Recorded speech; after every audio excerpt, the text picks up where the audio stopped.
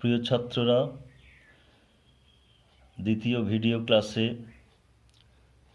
আমি দ্রবণের যে বিষয়টা নিয়ে আলোচনা করছি সেটা হলো তরলে গ্যাসের দ্রাব্যতা, অর্থাৎ সলিউবিলিটি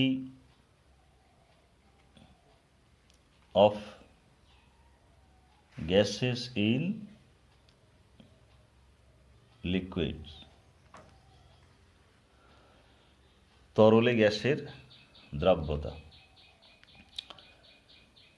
প্রথম কথা, কোনো গ্যাস, প্রায় সমস্ত গ্যাসই তরলে কিছু না কিছু দ্রবীভূত হয়। তো সেই দ্রবীভবন প্রক্রিয়াটা কিভাবে হয়? How does a gas dissolved in liquid? এটা আমরা একটু দেখব। গ্যাসটা তরলে দ্রবীভূত হয়ে একটা দ্রবণ তৈরি করে। তো সেটা কিভাবে হয় দেখো। যদি আমরা একটা পাত্র নিই, পাত্রের মধ্যে কিছু তরল পদার্থ নেওয়া হলো, এবার পাত্রের মধ্যে কিছু গ্যাস নিয়ে নেওয়া হলো এবং পাত্রটা আবদ্ধ পাত্র। তাহলে আবদ্ধ পাত্রের মধ্যে যদি কিছু পরিমাণ তরলের সঙ্গে গ্যাস নিয়ে নেওয়া হয়, তাহলে সেই গ্যাসগুলো তরলের মধ্যে কিভাবে দ্রবীভূত হয়ে দ্রবণ তৈরি করে সেটা আমরা দেখব প্রথমে। তো যেহেতু গ্যাসের অণুগুলো ছুটোছুটি করে, তার ফলে এই ছুটোছুটি করার সময় তরলের সঙ্গে গ্যাসের অণুগুলো ধাক্কা হবে, তার ফলে তারা আকর্ষণে আবদ্ধ হয়ে তরলের মধ্যে মিশে যাবে, অর্থাৎ দ্রবণ তৈরি করবে। তো বেশ কিছু গ্যাসের অণু এইভাবে তরলের সঙ্গে আকর্ষণে তরলে মিশে যাবে, দ্রবণ তৈরি করবে। আবার অ্যাট দ্য সেম টাইম বিপরীত ঘটনাটাও ঘটবে, অর্থাৎ কিছু দ্রবীভূত গ্যাসের অণু তারা আবার তরল ছেড়ে কিন্তু বেরিয়েও আসবে। দুটো প্রক্রিয়ায় চলবে, কিন্তু প্রথম দিকে তরলে দ্রবীভূত হওয়ার প্রক্রিয়াটা বেশি হবে আর তরল থেকে বেরিয়ে আসার প্রক্রিয়াটা কম হবে। এইভাবে চলতে চলতে একটা সময় এমন আসবে যে তখন দুটো প্রক্রিয়া কিন্তু সমান হারে চলবে, অর্থাৎ তরলে যে হারে দ্রবীভূত হবে গ্যাসটা, ঠিক সেই হারেই আবার তরল থেকে বেরিয়ে আসবে। এই সময়টাকে বলা হয় সম্পৃক্ত অবস্থা, স্যাচুরেটেড সলিউশন। অর্থাৎ গ্যাসটা যে পরিমাণে দ্রবীভূত হওয়ার কথা সেই পরিমাণে দ্রবীভূত হয়ে থাকবে, এর বেশিও হবে না আর কমও হবে না। এবং এই অবস্থায় একটা সাম্যাবস্থা বিরাজ করবে, যেটাকে বলা হয় ডায়নামিক ইকুইলিব্রিয়াম।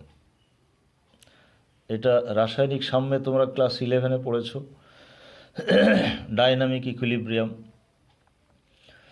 তো তাহলে কোনো তরলে যে গ্যাস দ্রবীভূত হয় সেটা এইভাবে হয় এবং সেটা সাম্যাবস্থায় থাকে এবং সম্পৃক্ত অবস্থায় থাকে। এটাকে আমরা তরলে গ্যাসের দ্রবীভূত হওয়া বলছি। এবং এই দ্রবীভূত হওয়াটা দ্রাব্যতা দিয়ে প্রকাশ করা হয়। দ্রাব্যতা কাকে বলে? Solubility.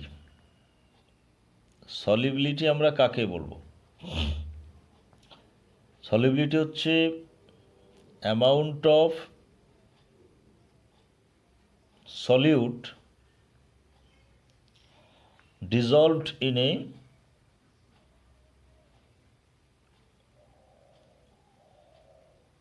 definite amount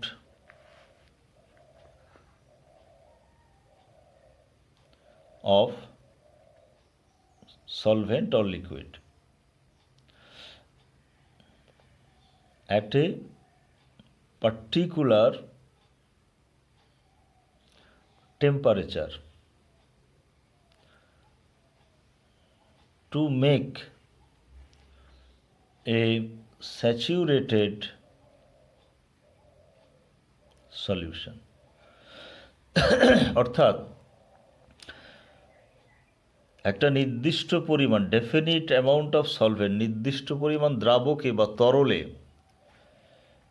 amount of solid, যে পরিমাণ দ্রবীভূত হয়ে সম্পৃক্ত দ্রবণ তৈরি করে, স্যাচুরেটেড সলিউশন, এবং অ্যাট এ পার্টিকুলার টেম্পারেচার, একটা নির্দিষ্ট উষ্ণতায়, সেটাই হচ্ছে দ্রাব্যতা। এবার সলভেন্টের পরিমাণ 100 গ্রাম নেওয়া যেতে পারে বা কোনো আয়তন হিসেবেও ধরা যেতে পারে, বিভিন্নভাবে এটা প্রকাশ করা যায়। তবে সলিবিলিটি প্রোডাক্ট, এই সলিবিলিটি বা দ্রাব্যতা দুভাবে প্রকাশ করা হয়। ইট ইজ এক্সপ্রেসড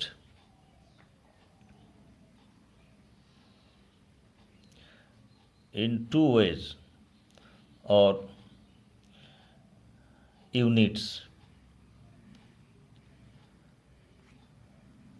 একটা হচ্ছে সলিবিলিটি কোএফিশিয়েন্ট। সলিবিলিটি কোএফিশিয়েন্ট বাংলায় হলো দ্রাব্যতা গুণাঙ্ক। আর একটা হলো অ্যাবজর্পশন কোএফিশিয়েন্ট। অ্যাবজর্পশন কোএফিশিয়েন্ট, অবশোষণ গুণাঙ্ক। বেসিক্যালি দুটো একই। এখানে আমাদের একটা নির্দিষ্ট পরিমাণ দ্রাবকে কতটা দ্রবীভূত হচ্ছে, গ্যাস দ্রবীভূত হচ্ছে, সেটাই হচ্ছে দ্রাব্যতা। তো সেটা দুটো ভিন্ন নামে বলা হচ্ছে, একটা দ্রাব্যতা গুণাঙ্ক বা সলিবিলিটি কোএফিশিয়েন্ট, আর একটা অ্যাবজর্পশন কোএফিশিয়েন্ট বা অবশোষণ গুণাঙ্ক। তো সলিবিলিটি কোএফিশিয়েন্টটা হচ্ছে, আমি আর ডিটেলস লিখছি না, জাস্ট এই দ্রাব্যতার যে সংজ্ঞা, এই একই রকম মানে ইয়েতে সংজ্ঞাটা হবে, যে এখানে আমরা এই দ্রাবকের আয়তনটা 1 ml নেব। সে 1 ml দ্রাবকে বা তরলে কোনো একটা গ্যাস যত ml দ্রবীভূত হবে, সেটাকেই আমরা সলিবিলিটি কোএফিশিয়েন্ট বলব। এবং সেটা এক্সপেরিমেন্টাল কন্ডিশনে, অর্থাৎ আমি যে তাপমাত্রা এবং যে চাপে এক্সপেরিমেন্টটা করছি, সেই তাপমাত্রা এবং চাপে 1 ml কোনো তরলে যত ml পরিমাণ দ্রবীভূত হয়ে সম্পৃক্ত দ্রবণ তৈরি করতে পারে, সেটাই হচ্ছে সলিবিলিটি কোএফিশিয়েন্ট। আর অ্যাবজর্পশন কোএফিশিয়েন্টটা একই জিনিস, শুধু এখানে দ্রাবের বা গ্যাসের আয়তনটাকে এসটিপিতে কনভার্ট করে নেওয়া হয়। অর্থাৎ এখানেও এক্সপেরিমেন্টাল টেম্পারেচার এবং প্রেশারটা এখানে 1 atm রাখা হয়। পরীক্ষাকালীন তাপমাত্রা এবং 1 atm চাপে 1 ml কোনো তরলে বা দ্রাবকে যত ml কোনো দ্রাব বা গ্যাস দ্রবীভূত হয়ে সম্পৃক্ত দ্রবণ তৈরি করতে পারে, সেই গ্যাসের আয়তনকে এসটিপিতে রূপান্তরিত করলে যে আয়তন হয়, সেটাই হচ্ছে তার অ্যাবজর্পশন কোএফিশিয়েন্ট। তো এগুলো খুব বেশি আমাদের ব্যবহারিক প্রয়োগ নেই, সেই জন্য অত আর ডিটেলসে আলোচনা করছি না, সংজ্ঞাটা বলে দিলাম। এছাড়া দ্রাব্যতা প্রকাশ করার কিন্তু আরও কিছু ইউনিট আছে। Besides solubility can be expressed, প্রকাশ করা যেতে পারে বা করা হয় বাই মোলারিটি, মানে mole per litre, or mole fraction. Mole ভগ্নাংশ দিয়েও এটা অনেক সময় এক্সপ্রেস করা হয়। তো তাহলে তরলে গ্যাসের যে দ্রাব্যতা, সেটা কিভাবে গ্যাসটা দ্রবীভূত হয় এবং সেই দ্রাব্যতা ব্যাপারটা কি এবং সেটা কিভাবে প্রকাশ করা হয়, সেটা আমরা এখানে দেখলাম। তো এবারে আমরা যেটা দেখব, এই যে দ্রাব্যতা, সেটা কি কি বিষয়ের উপর নির্ভর করে।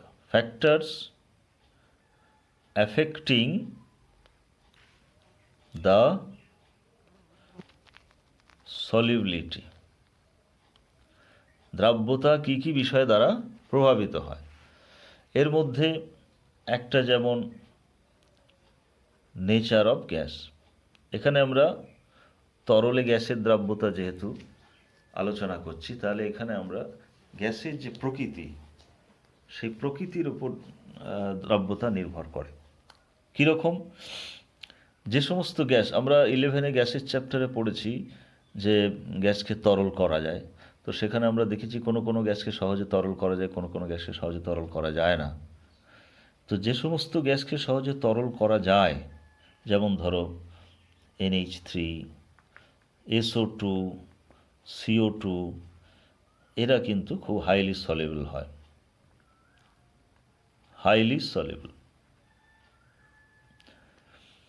আবার যাদেরকে সহজে তরল করা যায় না, যেমন অক্সিজেন, হাইড্রোজেন, নাইট্রোজেন, এরা কিন্তু লেস সলিউবল,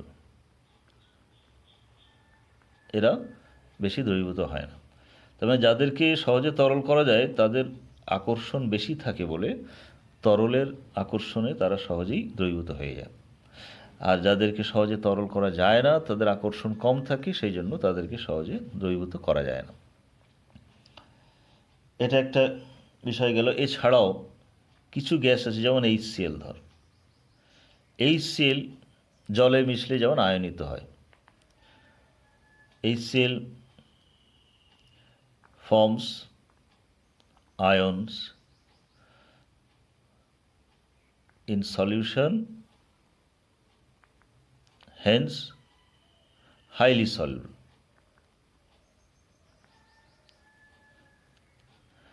তাহলে যারা জলে মিশে আয়ন তৈরি করবে বা কোনো তরলে মিশে আয়ন তৈরি করবে তাদের সলিবিলিটি বেশি হবে।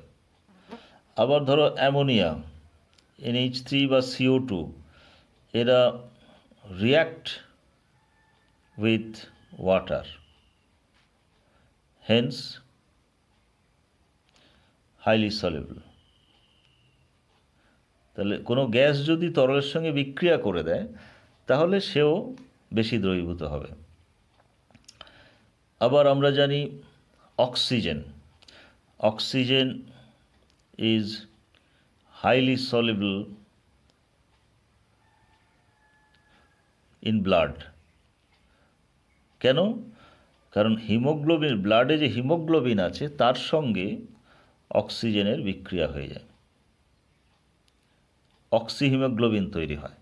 তাহলে এই বিক্রিয়ার জন্য এর দ্রাব্যতা অনেক বেশি হয়ে গেল। তাহলে নেচার অফ গ্যাসের উপর এটা নির্ভর করছে, 1 নম্বর। 2 নম্বর, nature of liquid or solvent. যেখানে আমরা দ্রবীভূত করব গ্যাসটাকে তার উপরও নির্ভর করবে।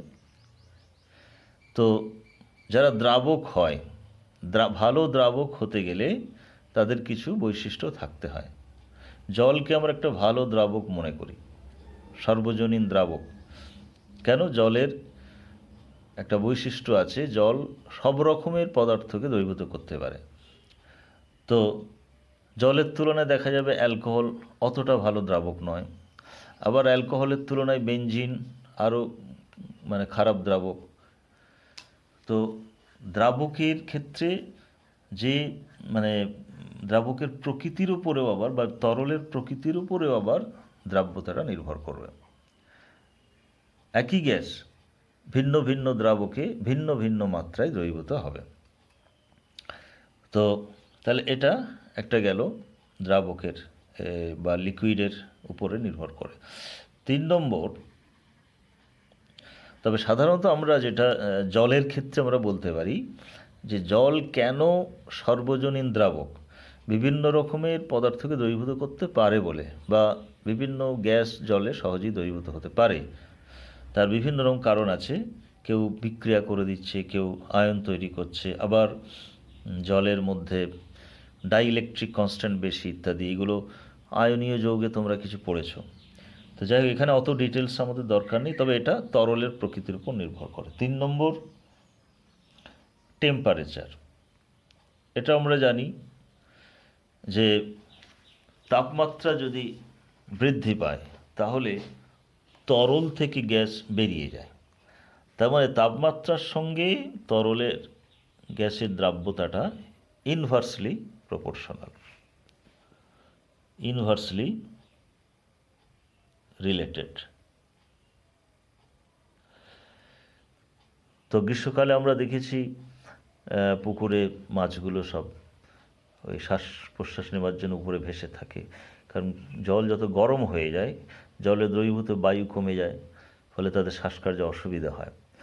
বা থার্মাল পলিউশন আমরা যেটাকে বলি, এই গ্লোবাল ওয়ার্মিংয়ের কারণে ভূপৃষ্ঠের তাপমাত্রা বাড়ছে বা জলের তাপমাত্রা বাড়ছে, তার ফলে জলে যে দ্রবীভূত বায়ু তার পরিমাণ কমে যাচ্ছে, অক্সিজেন কমে যাচ্ছে, সেটা একটা থার্মাল পলিউশন হিসেবে ধরা হয়। তো তার মানে টেম্পারেচারের সঙ্গে ইনভার্সলি রিলেটেড। 4 নম্বর, প্রেশার, চাপের সঙ্গে কিন্তু proportionally, directly proportional. Solubility directly proportional, অর্থাৎ তরলে কোনো গ্যাসের দ্রাব্যতা চাপের সঙ্গে, চাপ বৃদ্ধির সঙ্গে বৃদ্ধি পায়। তো এই প্রেশারটার ক্ষেত্রে আমাদের আরেকটু ডিসকাস করতে হবে ডিটেলসে, কারণ এই সংক্রান্ত একটা সূত্র আছে। অর্থাৎ তরলে গ্যাসের দ্রাব্যতা চাপের সঙ্গে কিভাবে পরিবর্তিত হয় সেই সংক্রান্ত একটা সূত্র আছে, যেটাকে বলা হয় হেনরি সূত্র, হেনরিজ ল। হেনরিজ লয়ে কি বলা হচ্ছে, আগে লয়ের স্টেটমেন্টটা আমরা দেখি। লয়ের স্টেটমেন্টটা হচ্ছে, একটি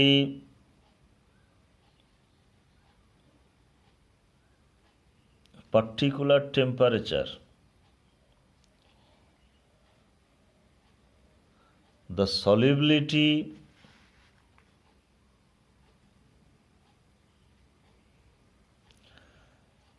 of a gas in a liquid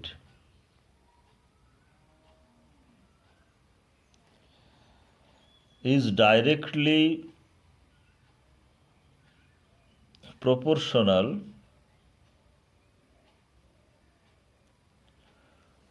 to the pressure of gas over the solution.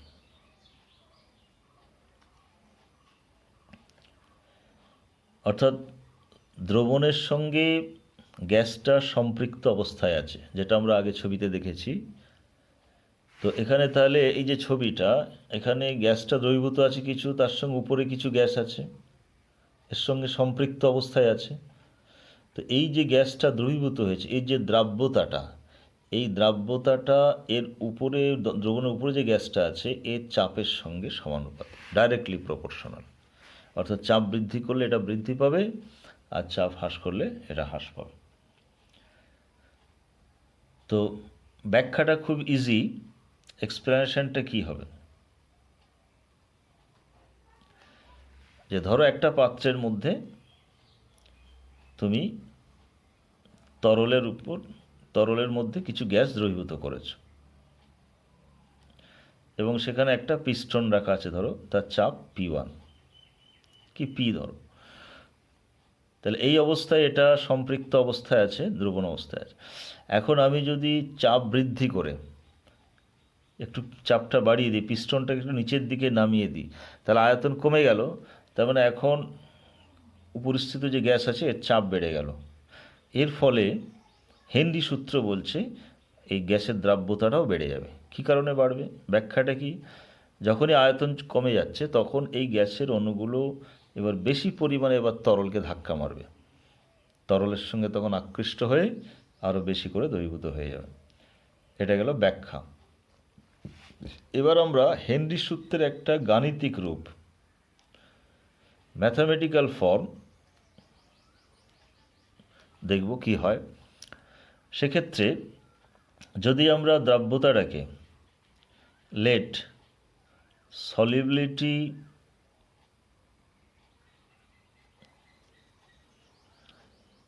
equals to mole fraction equals to x, এটা আমরা ধরে নিলাম গ্যাসের দ্রাব্যতা বা গ্যাসের মোল ফ্র্যাকশন। আর তরলের উপর যে গ্যাসটা আছে তার চাপটা আমরা ধরে নিচ্ছি পি। তাহলে হেনরি কি বলেছেন, এটা ডাইরেক্টলি প্রপোর্শনাল, তাহলে x is directly proportional to P. Or x সমান তাহলে কী হবে, কে ইন্টু পি বা কেপি। কেটা হলো একটা constant, K equals to constant. এই কনস্ট্যান্ট ওই গ্যাসের প্রকৃতির উপর, তরলের প্রকৃতির উপর, তাপমাত্রার উপর, চাপের উপর সব নির্ভর করে। এখন এখান থেকে আমরা পি সমান লিখব 1/k ইন্টু এক্স সমান KH এক্স। তাহলে হেনরি সূত্রের যে গাণিতিক রূপ সেটা হলো পি সমান KH এক্স। KHটা কি, KH সমান হলো 1/k সমান হেনরি ধ্রুবক বা হেনরিজ কনস্ট্যান্ট। এটা হলো গাণিতিক রূপ, এটা আমাদের মনে রাখতে হবে, এটা যে অঙ্ক আছে, অঙ্ক করতে হবে।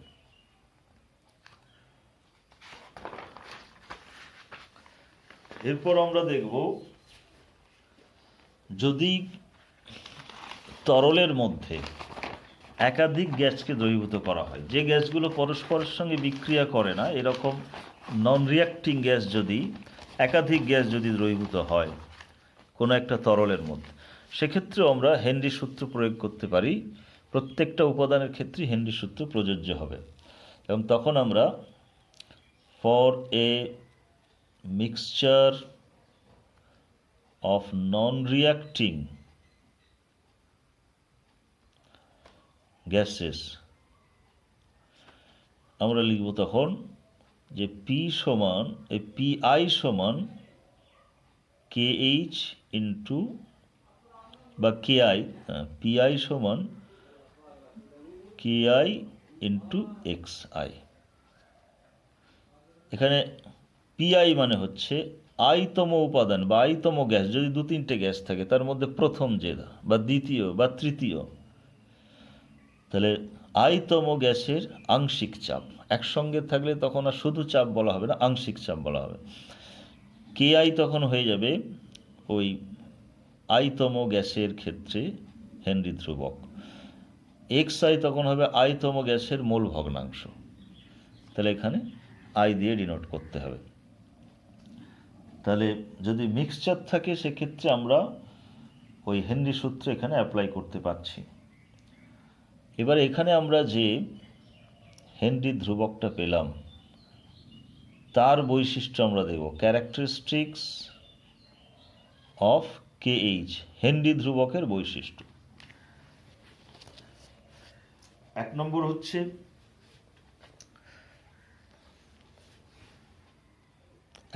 হলো KHটা কিন্তু ডিপেন্ডস অন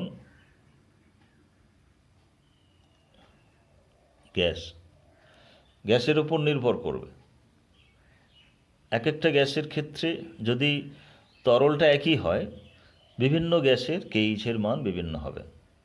জলের মধ্যে যদি আমরা অক্সিজেনকে এবং নাইট্রোজেনকে ডিজলভ করি, তাহলে অক্সিজেনের KH আর নাইট্রোজেনের KH আলাদা হবে, depends on gas. 2 number depends on liquid. একই গ্যাস যদি আমরা দুটো ভিন্ন লিকুইডে ডিজলভ করি তাহলে তাদের KH-এর মান পাল্টে যাবে। 3 নম্বর তাপমাত্রার সঙ্গে সম্পর্ক আছে। ইনভার্সলি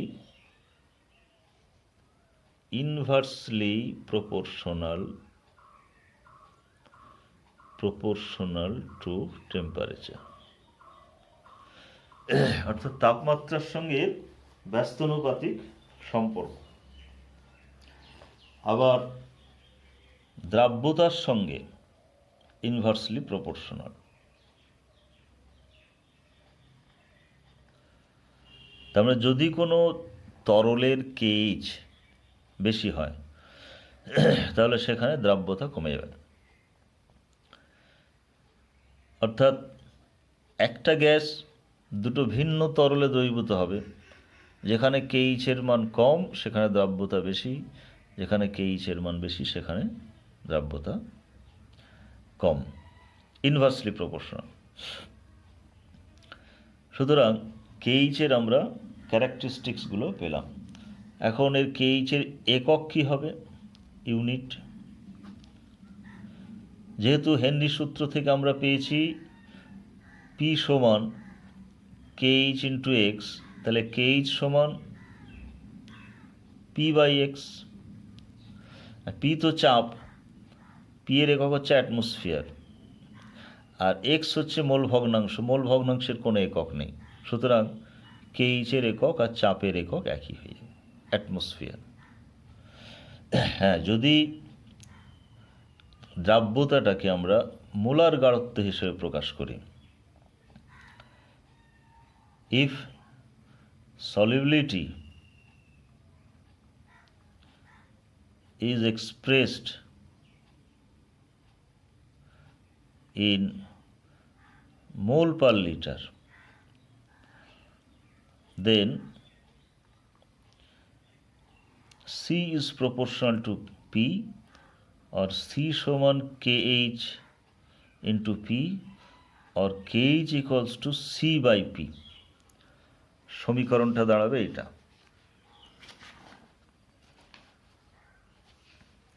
তাহলে কেইচ সমান যদি সি বাই পি হয়, তাহলে এককটা কি দাঁড়াবে? সি হচ্ছে মোল পার লিটার আর পি হচ্ছে অ্যাটমসফিয়ার, তাহলে মোল লিটার ইনভার্স অ্যাটমসফিয়ার ইনভার্স। এটা হলো যদি মোল পার লিটার দিয়ে দ্রাব্যতাকে প্রকাশ করা হয়, সেক্ষেত্রে কেইচের একক এটা। সুতরাং কেইচের একক আমরা দুরকম পাচ্ছি, একটা হলো শুধু অ্যাটমসফিয়ার আর একটা mole litre inverse atmosphere inverse. এবারে আমরা দেখব এই হেনরি সূত্রের প্রযোজ্যতা, validity, validity of Henry's law. Henry সূত্র কতগুলো শর্তের উপর নির্ভরশীল, কোথায় প্রযোজ্য হবে কোথায় হবে না। It is valid or applicable if number 1, pressure is not too high, যদি চাপটা খুব বেশি না হয় তাহলে এটা ভ্যালিড হবে। Temperature is not to low, তাপমাত্রা যদি খুব কম না হয় তাহলেও এটা ভ্যালিড হবে। 3 নম্বর, গ্যাসেস ডু নট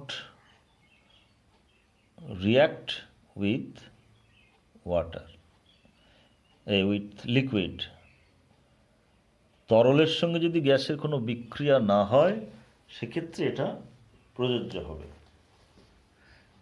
আর 4 নম্বর, gases do not associate or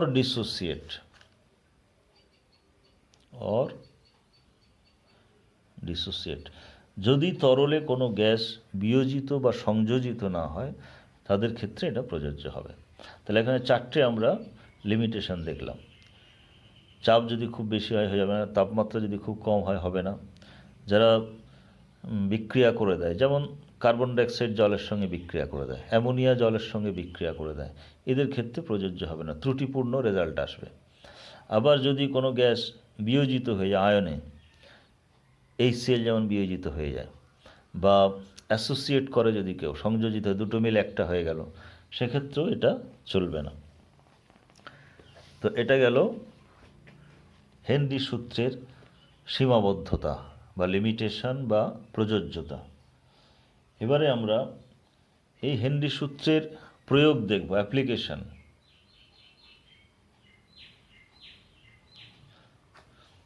এক নম্বর অ্যাপ্লিকেশন খুবই আমাদের পরিচিত, সেটা হলো সফট ড্রিঙ্কস। আমরা যে কোল্ড ড্রিঙ্কস বা সফট ড্রিঙ্কস খাই সেখানে সবাই আমরা লক্ষ্য করেছি যখন ছিপিটা খোলা হয় তখন বেশ কিছু গ্যাস বেরিয়ে চলে যায়, করে আওয়াজ হয়, গ্যাস বেরিয়ে চলে যায়। তো তার মানেটা কি, গ্যাসটা তরলের মধ্যে দ্রবীভূত অবস্থায় ছিল, যখনই ছিপি খোলা হলো তখন বেরিয়ে গেল। কেন বেরিয়ে গেল? কারণ সফট ড্রিঙ্কস মানে বটলগুলোতে বেশি চাপে বেশি গ্যাস দ্রবীভূত করা থাকে। ছিপি যখনই খোলা হচ্ছে তখনই চাপ কমে গেল, তার ফলে দ্রাব্যতা কমে গিয়ে, হেনরি সূত্র অনুযায়ী দ্রাব্যতা কমে গিয়ে গ্যাস তরল থেকে বেরিয়ে এলো, সেই গ্যাস বেরিয়ে গেল। সুতরাং সফট ড্রিঙ্কসে হেনরি সূত্রের একটা প্রয়োগ আছে। 2 নম্বর, অ্যানক্সিয়া বলে একটা রোগ হয়। অ্যানক্সিয়া রোগের উপসর্গ কি? Unable to think and act properly, অর্থাৎ ঠিকভাবে চিন্তা এবং ঠিকভাবে কাজ করতে পারে না, এই রোগটাকে বলা হয় অ্যানক্সিয়া। এবং সেটা কী কারণে হয়? রক্তে অক্সিজেনের ঘাটতির কারণে হয়। কখন সেটা হয়? খুব উঁচু পাহাড়ে বা উঁচু জায়গাতে বায়ুমণ্ডলের চাপ কম, আমরা জানি। তো চাপ কমে যাওয়ার ফলে হেনরি সূত্র অনুযায়ী রক্তে অক্সিজেনের দ্রাব্যতা কমে যায়, তার ফলে অক্সিজেনের ঘাটতি দেখা যায়। অক্সিজেনের ঘাটতি হলেই মানুষের এই অ্যানক্সিয়ার সিমটম দেখা যাবে। উল্টোপাল্টা ডিসিশন নেবে, ঠিকমতো চিন্তা করতে পারবে না, কাজ করারও ক্ষমতা কমে যাবে। 3 নম্বর, বেন্ডস বলে একটা রোগ আছে। বেন্ডস, এটা ডুবুরিদের ক্ষেত্রে হয়। ডুবুরিরা যখন ডুব দেয় গভীর সমুদ্রে, তখন তারা যে ট্যাঙ্কটা নিয়ে যায় যাতে গ্যাস থাকে, তো সেখানে অক্সিজেন থাকে, নাইট্রোজেন থাকে, ইত্যাদি থাকে, বায়ু থাকে ধরো। তো যখন সমুদ্রের গভীরে যায় তখন চাপ বেশি হওয়ার কারণে তখন রক্তে বেশি পরিমাণে নাইট্রোজেন দ্রবীভূত হয়ে যায়। যখন তারা উপরে উঠে আসে, চাপ কমে যায়, তখন রক্ত থেকে এবার দ্রবীভূত নাইট্রোজেনগুলো বেরিয়ে আসতে শুরু করে বাবুল আকারে। সেই সময় একটা বিরাট যন্ত্রণা শুরু হয়। যন্ত্রণাতে কুঁকড়ে যায়, বেন্ড হয়ে যায়, সেই জন্য নামটা বেন্ড হয়েছে, রোগটার নাম বেন্ডস। এবং এই যন্ত্রণাতে অনেকে মারাও যায়। তো তার মানে এখানে দেখো, চাপ বেশি যখন থাকে তখন সেই বেশি চাপে রক্তে বেশি পরিমাণে নাইট্রোজেন দ্রবীভূত হয়ে যাচ্ছে। আবার যখন চাপ হ্রাস পাচ্ছে তখন হেনরির সূত্র অনুসারে দ্রাব্যতা কমে যাচ্ছে, নাইট্রোজেন রক্ত থেকে বেরিয়ে আসছে, তার ফলে যন্ত্রণা শুরু হচ্ছে। এই রোগটাকে বলা হয় বেন্ডস। তো এই বেন্ডস কমানোর জন্য ডুবুরিরা যে ট্যাঙ্ক ব্যবহার করে, সেখানে মানে বায়ুর সঙ্গে বা অক্সিজেনের সঙ্গে নাইট্রোজেন যেমন থাকে, আবার হিলিয়ামও থাকে। সাধারণত 3 রকমের গ্যাস মিশ্রণ ব্যবহার করা হয়। একটাকে বলা হয় কম্প্রেসড এয়ার,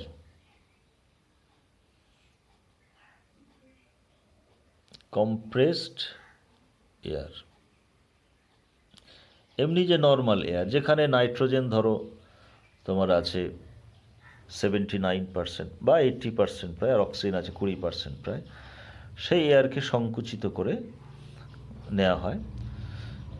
কিন্তু এখানে নাইট্রোজেন বেশি আছে, ফলে এই সমস্যা বেন্ডস দেখা দিতে পারে। 2 নম্বর, একটা মিক্সচার ব্যবহার হয় যেটাকে বলা হয় নাইট্রক্স। নাইট্রক্স অর এর আরেকটা নাম আছে enriched air, enriched by oxygen. অর্থাৎ এই এয়ারে অক্সিজেন কিন্তু 22 থেকে 40% থাকে, পরিমাণটা বেশি। 3 নম্বর একটা গ্যাস মিক্সচার ইউজ হয় যেটা বলে ট্রিমিক্স, 3টে গ্যাসের মিশ্রণ। এখানে নাইট্রোজেন অক্সিজেন যেমন থাকবে, পাশাপাশি হিলিয়াম থাকবে। আবার একটা মিশ্রণ ব্যবহার হয় হেলিঅক্স, সেখানে অক্সিজেন আর হিলিয়াম থাকবে। এবারে যেরকম ডুবুরি বা যে ধরনের জায়গায় ডুব দেবে তারা, সেসব বিভিন্ন ক্ষেত্রের উপর নির্ভর করে এই মিক্সচার, গ্যাসের মিক্সচার ব্যবহার করা হবে। এখন প্রশ্ন হচ্ছে, আমরা শুধু বায়ু না ব্যবহার করে এইগুলো ওই নাইট্রক্স বা ট্রিমিক্স, হিলিয়াম কেন ব্যবহার হচ্ছে, বা নাইট্রোজেনের পার্সেন্টেজটা কমিয়ে দেওয়া হচ্ছে কেন? কারণটা হচ্ছে ওই বেন্ডসকে অ্যাভয়েড করার জন্য। নাইট্রোজেনের থেকে হিলিয়ামের রক্তে দ্রাব্যতা অনেক কম, ফলে চাপ বৃদ্ধি পেলেও সেখানে দ্রাব্যতা খুব একটা হেরফের হবে না। ফলে যখন উঠে আসবে তখন চাপ হ্রাসের কারণে হিলিয়াম রক্ত থেকে বেরিয়ে এসে ওই বেন্ডস তৈরি করবে না। আবার শুধু বায়ুতে নাইট্রোজেন যে পরিমাণে আছে, যখন আমরা এনরিচড এয়ার নিচ্ছি তখন নাইট্রোজেনের পরিমাণটা কিছুটা কম হচ্ছে, সুতরাং সেখানেও বেন্ডসটা কিছুটা কমে যাবে। বা ট্রিমিক্স যেখানে, সেখানেও নাইট্রোজেনের পরিমাণ কমে যাচ্ছে, সেখানেও বেন্ডস কমে যাবে। কেউ প্রশ্ন করতে পারে, শুধু যদি অক্সিজেন নিই, শুধু অক্সিজেন কিন্তু আবার টক্সিক হয়ে যায় অন ডেপথে গিয়ে। তো যাই হোক, তো ডুবুরিদের ক্ষেত্রে যে বেন্ডস রোগটা হয়, এখানেও আমরা দেখছি হেনরির সূত্রের প্রয়োগ আছে। তাহলে আমরা তরলে গ্যাসের দ্রাব্যতা সম্পর্কে যেটা পড়লাম, প্রথমত আমরা গ্যাস কিভাবে তরলে দ্রবীভূত হয় সেটা পড়লাম, তারপরে দ্রাব্যতা বিষয়টা কি সেটা পড়লাম। দ্রাব্যতা প্রকাশ করা হয় দুটো দিয়ে, দ্রাব্যতা গুণাঙ্ক বা অবশোষণ গুণাঙ্ক, সেটা পড়লাম। তারপরে এছাড়াও আমরা দ্রাব্যতাকে মোল পার লিটার বা মোল ফ্র্যাকশন দিয়ে প্রকাশ করতে পারি, সেটা দেখলাম। দ্রাব্যতা কী কী বিষয়ের উপর নির্ভর করে সেটা দেখা হলো। আর তরলে গ্যাসের দ্রাব্যতা সম্পর্কে যে হেনরির সূত্র আছে, তার স্টেটমেন্ট, তার ব্যাখ্যা, তার ম্যাথমেটিক্যাল ফর্ম পড়া হলো। এছাড়াও হেনরি ধ্রুবক যে আছে, সেই ধ্রুবক কী কী বিষয়ের উপর নির্ভর করে, তার কী বৈশিষ্ট্য, তার একক এবং হেনরি সূত্রের প্রযোজ্যতা, বিশেষ করে অ্যাপ্লিকেশনটা, এটা খুবই ইম্পর্ট্যান্ট। এগুলো আমাদের আলোচনার বিষয়। তো তরলে গ্যাসের দ্রাব্যতা সংক্রান্ত যে থিওরিটিক্যাল পার্ট, সেটা আমরা আলোচনা করলাম। এরপরে আমরা এই হেনরি সূত্রের কিছু প্রবলেম করে নেব, তাহলেই এটা আমাদের হয়ে যায়। প্রবলেমটার জন্য আর ভিডিও ক্লাসের দরকার নেই। আমি প্রবলেমটা খাতায় লিখে সেটা পিডিএফ করে তোমাদের দিয়ে দেবো, তোমরা সেগুলো প্র্যাকটিস করে নেবে। ধন্যবাদ।